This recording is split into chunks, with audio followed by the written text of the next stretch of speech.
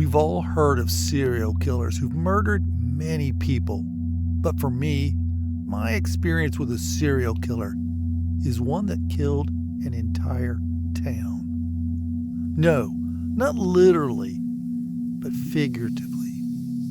I lived in a small river town growing up, and it was a good life. Like many small towns, everybody knew everybody else. It was a great place to raise a family and to grow up. After I graduated from high school, I took jobs in my hometown in the summer while going to college out of town. By then, the city had fallen on hard times as the economy changed around it. Our steel mills moved out of town and all the good jobs went with it. Still, the town held on barely, clinging to a threadbare economy that kept all too many people on the welfare rolls or just getting by on minimum wage jobs. Much of the downtown consisted of shuttered or nearly shuttered businesses. Just like I said, it was a bad situation. When the national economy melted down in 2008, the city teetered on the very edge. And that's when he came to town. The first killing came in one of the better neighborhoods. The killer slipped into a house under the cloak of darkness and stabbed a woman to death. A wife, a mother, and a good citizen. A single death is alarming and shocks the conscious, but in time it can fade into the background, even if it's not solved.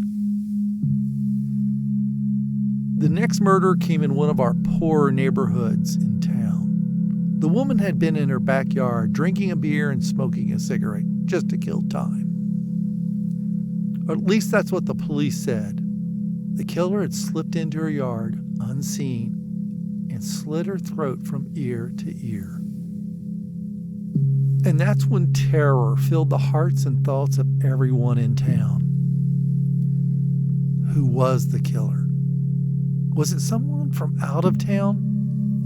Was it someone who lived among us? Someone we knew, but really didn't know? Paranoia ran rampant. Everybody looked at everyone else with suspicion. If the downtown had been light on customers before, it quickly became a ghost town. Business owners who were already on the verge of shutting down their stores saw their sales teeter and then collapse. No less than 5 shops in the downtown went out of business that summer, with several others on the edge. And it wasn't just the downtown. Many other businesses were affected. Tragically, the killer wasn't done. He was still on the hunt. One night, he slipped into another woman's house where the woman's husband was working the late shift. He stabbed her to death while her children slept. The town was practically in hysterics by then. Gun sales went up astronomically, and with the exception of some of the more rowdy teenagers in town, most people stayed inside at night. The trouble that hit the retail shops slipped into the local restaurants. By the time the sun went down each night, most places were empty. It not only hurt the businesses, but the employees as they had their hours cut. That meant that people had to look for jobs in other towns. Why, there was only one more murder. The damage was done, not only to the families who lost someone, but to the town. In truth, that final murder might not have even been the same killer, but the menace of the killer still hung in the air. The whole town sat on the brink of dissolution.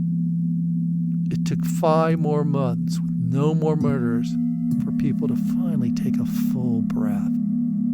Like a phantom, the killer moved on, but what he did was nearly fatal to my hometown.